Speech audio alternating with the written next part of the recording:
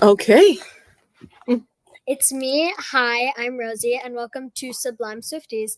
This is my very first episode, and today I have a special guest who's known me since I was a baby, and we lived in Georgia. She's basically like my aunt. Taylor is chosen family with an aunt to James, Betty, and Inez. Her story is filled with lots of twists and turns, and she is an inspiration to me. Hi, Joanna. Thank you for being on my podcast. Happy Valentine's Day. Happy Valentine's Day. My first question is, could you tell me from when I was a baby that I'd be a Swiftie? Why or why not? Well, yes, because you were raised by a feminist. So that's kind of helpful in following down the slippery path of Swiftyhood.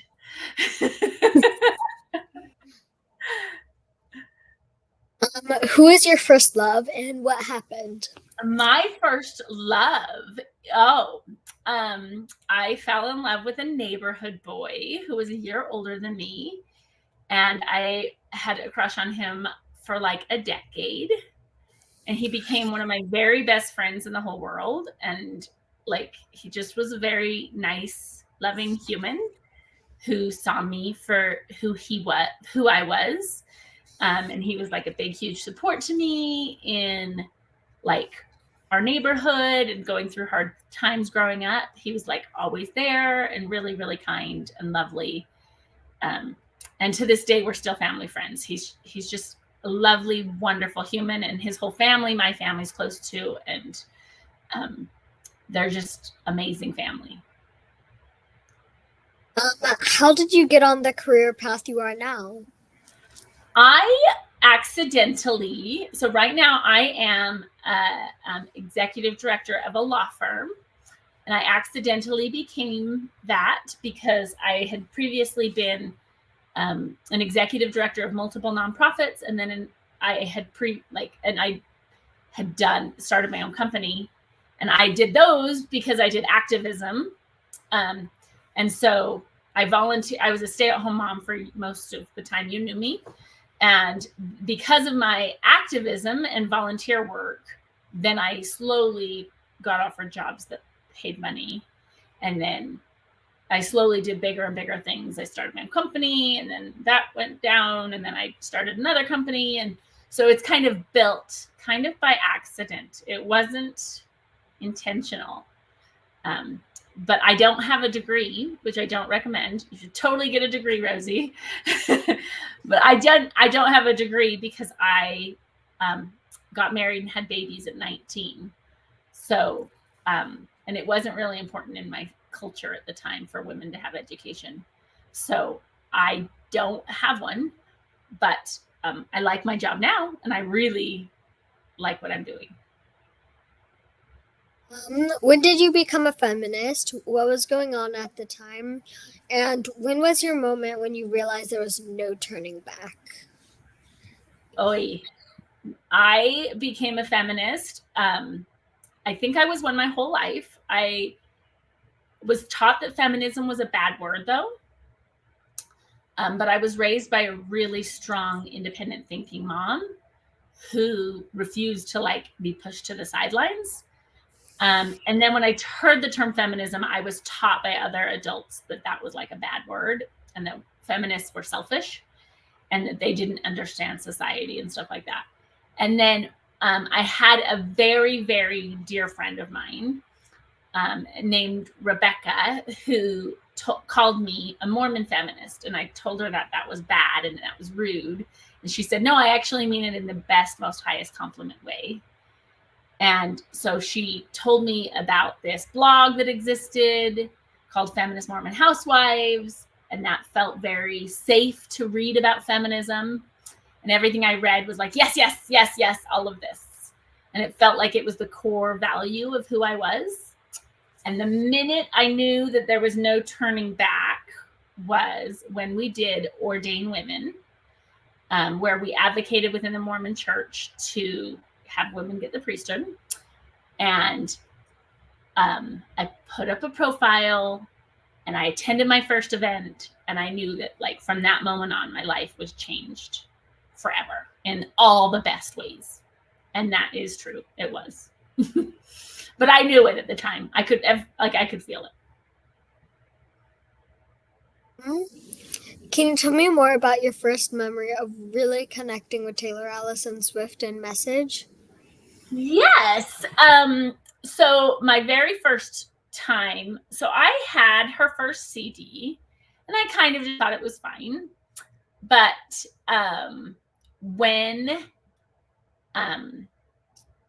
15 came out, no, Fearless came out, I had a niece at the time. We were living in Georgia, and I would do cousin camp every summer. And she came, and it had just come out, and she came with the album and played it nonstop. And it became like our theme song for the week. And every song in it, like, really, like, she loved, and she got everybody else to love it. And she taught it to the boys, and like every song felt so empowering to like girls, and it felt so perfect. Like, I loved the messaging. And then I learned more about her, and how, like, my niece was like, oh, she writes all this herself. Oh, she does this. Like, and then, like, pretty much from then, I've been a Swiftie. When were you when you first saw the Eras Tour? What was it like? Okay, I have a story. I bought Eras Tour tickets the day they came out. I spent 9 hours in the waiting line to get tickets, and like re-uploading and everything. And I got 2 tickets, and I was going to take me and my daughter, and I gave them to her for Christmas, for her and I to go see it in Las Vegas. So it was like her 3rd or 4th show, because Vegas was her 2nd stop. So it was her 4th show ever of the Eras Tour. And the week before the concert, I sliced my finger off, like the top of my finger right here. I just rolled over the top of it with a rotary cutter when I was quilting. And it got very badly infected. Like, I got like a skin fungus that like was eating away at my skin. And so I couldn't go to the Eras Tour because I was in so much pain. So I gave my ticket away to my daughter's friend, and Lorelai and her friend went to the concert instead of me. So when the movie came out, my granddaughter really wanted us to go and stuff. And so she went, and she was obsessed, and she's like, let's go, let's go, let's go. And I chose not to go because I still want to find a way to go to the concert and see it for real. So I don't know, if I think I might have to travel to a different place now, further than just Las Vegas, but I want to still go. So I'm intentionally not watching the movie so that I can experience a concert in person. Smart.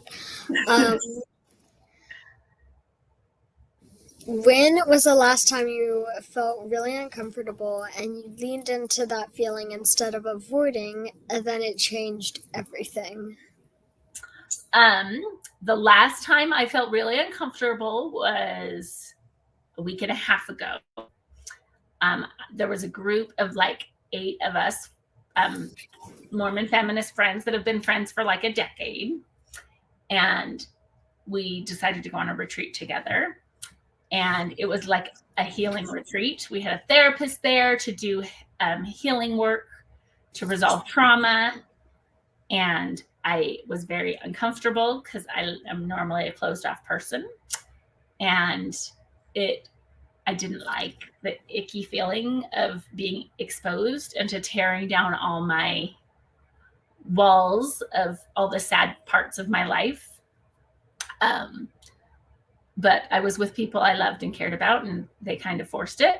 And I really, ever since then, feel a lot lighter and feel like happier and feel unburdened and feel like I have people that have seen my pain. And I feel like it's going to be okay, and that I'm strong enough to get through anything. So it was really uncomfortable, like a lot a lot, like 2 days of uncomfortable.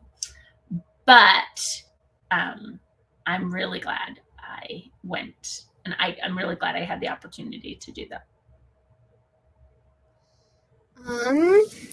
How are you channeling your extra Swiftie energy into making the world a better place? Ooh, I love that question. I do activism still. So like a bill in Utah was just passed to protect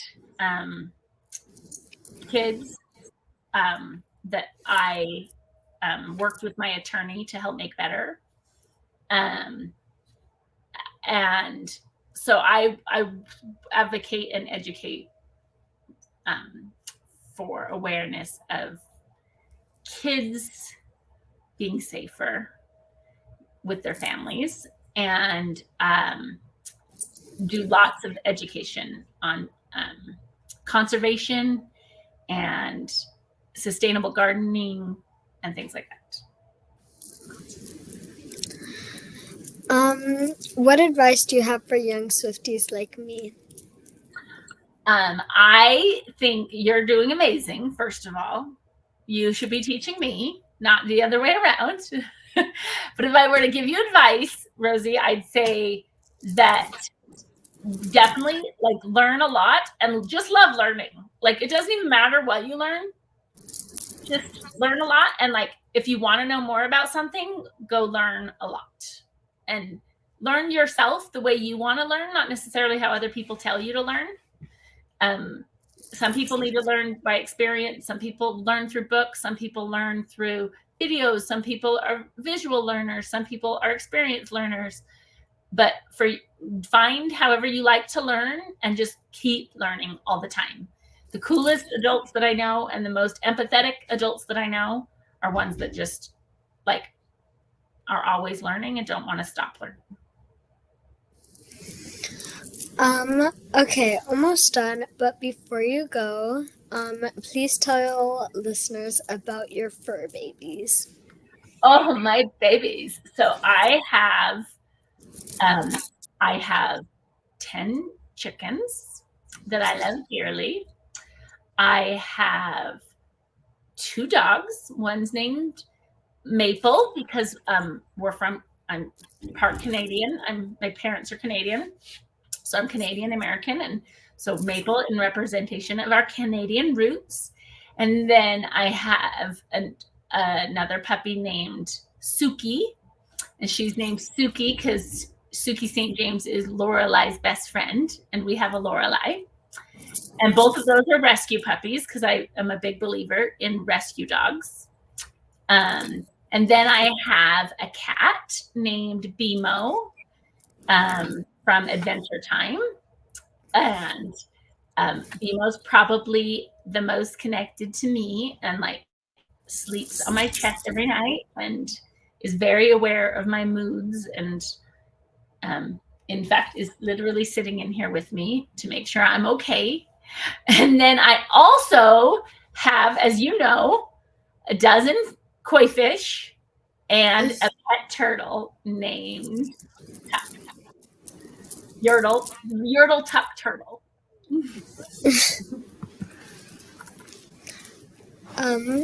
Great. Okay, now it's time for Sublime Swiftie's signature last 3 questions. First, what is your favorite album and why?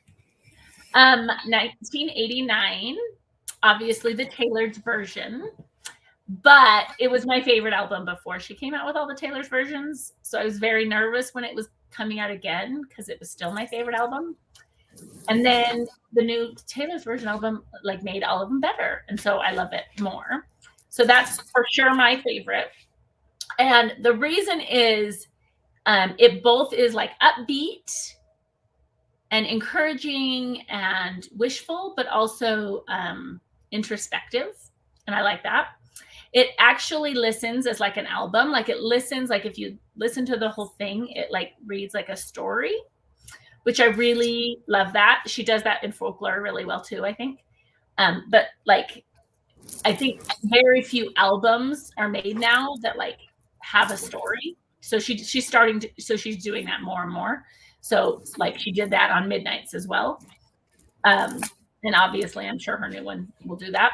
But 1989 felt like it did that. And then multiple songs on there have like deep significance in my life for what I was going through. And it became my favorite album like 5 years after it came out, based on like different parts that were going through my life, but it just kept being the one that like I kept pulling up to listen to the most. Me too. What's your favorite song and why? Oh, my favorite song. I have too many to choose, but probably, so my favorite is probably Welcome to New York. And it's probably just because it came out and I introduced it to my daughter, Lorelai, when she was 11.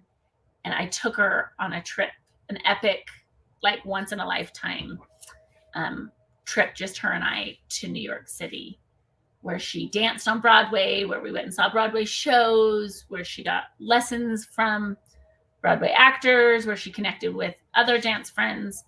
And it just was, it was over the week of her birthday. So she had like a birthday party with her friends in the Plaza Hotel. Like, so it was kind of like the theme song to that whole week.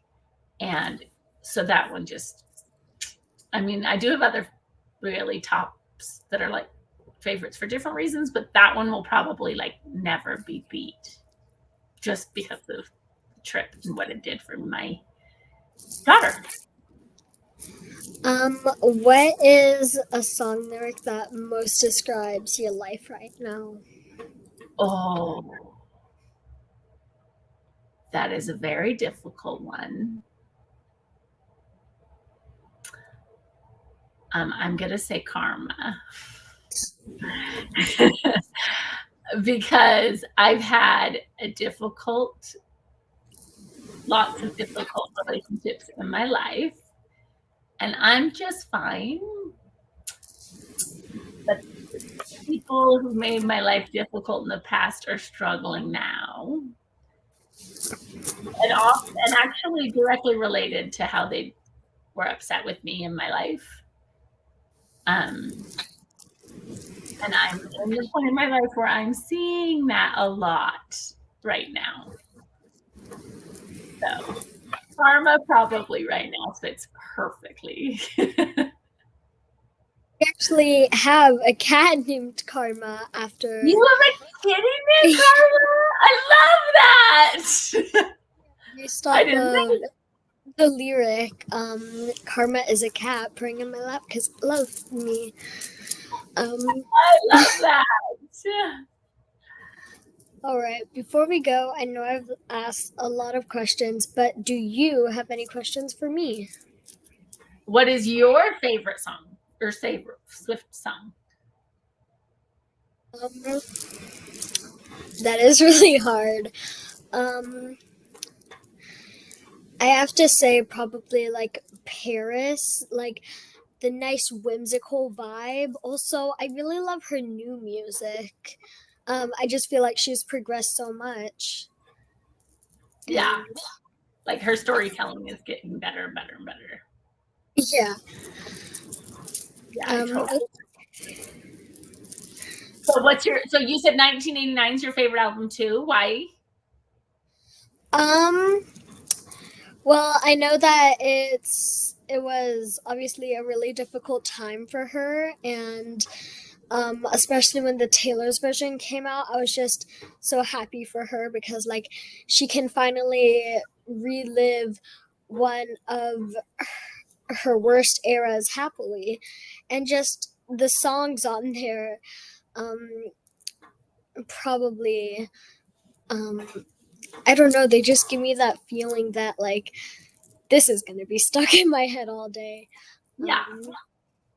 Yeah, and those songs really do, like, the way it reads as an album is like trying to start over, but recognizing heartbreak, but like also trying to build something. Like it has that tension, and I like it because I think it feels so real life. Okay, Joanna, thank you so much for being on Sublime Swifties podcast. I'm really glad you came on to share your story and inspire listeners. I think Taylor would be proud of you. And to anyone listening, if you have ideas on how to make the world better, be fearless and do it. Rescue a shelter animal, donate to a charity, or make the friendship bracelets, or send a kind text. Okay, bye for now, and remember, adopt, don't shop. Also, you really are as loved as Taylor makes you feel when you listen to her songs. That was amazing! Thanks for having me on. Good job, Rosie. Good.